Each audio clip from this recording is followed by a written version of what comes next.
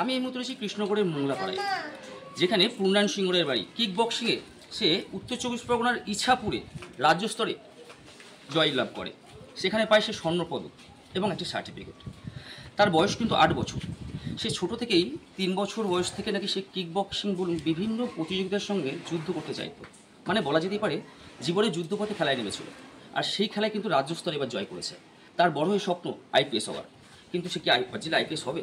আমার তো মনে হচ্ছে না আইপিএস হবে, কারণ এখনই যে ছেলে রাজ্য স্তরে কিক বক্সিংয়ে প্রথম রাজ্য স্তরে, তাও আবার স্বর্ণ মেডেল প্রাপ্ত তিনি, সেই পূর্ণায়ন সিংহ রায়। দেখা যাক তার ভবিষ্যৎ কী হয়। এরপরে কী ইচ্ছা আছে তোমার, কী করবে? দেশ বড় হয়ে দেশের নাম উজ্জ্বল করবো, বড় হয়ে দেশের হয়ে খেলবো। ও খেলাধুলা ভালোবাসে আগাগোড়ায়, ছোটোবেলা থেকে সেটাই আমরা দেখেছি। সেই জন্য খেলাধুলার দিকেই ওকে নিয়ে যেতে চাইছি। ও যেগুলো পছন্দ করে খেলাধুলাটার দিকেই ওর মানে নজরটা বেশি। খুবই আনন্দ লাগছে, এটা আমাদের কাছে এতটা আমরা ভাবিনি, কিন্তু এই জয়ের পরে আমরা সবাই খুবই আনন্দিত।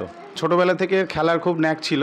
আমার মা মানে ওর ঠাকুমা ওকে মাঠে নিয়ে যেত, তারপরে আস্তে আস্তে সেখান থেকে জিমন্যাস্টিকে ভর্তি হয়। আর জিমন্যাস্টিকে ধরে মানে শিখতে শিখতে ওর পথ চলা শুরু। তারপরে জিমন্যাস্টিকের পরে ওই করতে করতে তারপরে ওই মাঠেই গত 1 বছর হলো ওখানে কিক বক্সিং সাভাতে বলে এটাকে, তো ওই ভর্তি হয়েছিল। তো সেখান থেকে প্র্যাকটিস করতে করতে এইবার জেলা স্তর হয়ে রাজ্য স্তরে, জেলা স্তরেও প্রথম হয়েছিল, সেখান থেকে বেস্ট অ্যাওয়ার্ডও পায়। তারপরে রাজ্য স্তরে ওখানেও প্রথম হয়েছে। রাজ্য স্তর হচ্ছে ইচ্ছাপুর। কী খেলা ছিল এটা হচ্ছে সাভাতে কিক বক্সিং। ওর নিজের প্রচেষ্টাটা অনেকটাই ছিল, ওর বাড়ির লোকের সাপোর্ট অনেক আছে ওর পিছনে, যে কারণে আজকে ও এতটা সাফল্য পাচ্ছে এবং আরও পাবে ভবিষ্যতে। আমি চাই নদিয়া ডিস্ট্রিক্টের প্রত্যেকটা ঘরে যেন ওর মতো ছেলে হয়।